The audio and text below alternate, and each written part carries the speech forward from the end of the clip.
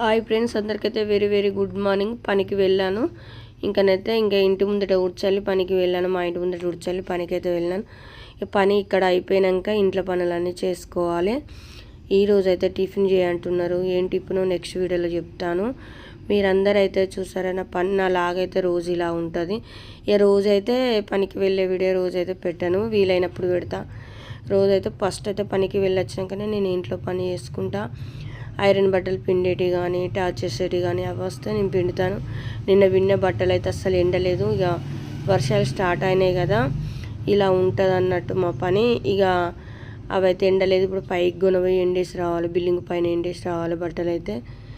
అవి ఎండేసి వచ్చినాకనే ఇక ఇంటికి వచ్చాను. ఇప్పుడైతే ఇంటికి వచ్చి ఇక ఇంట్లోనైతే ఇక అన్ని పనులు ఉంటాయి కదా.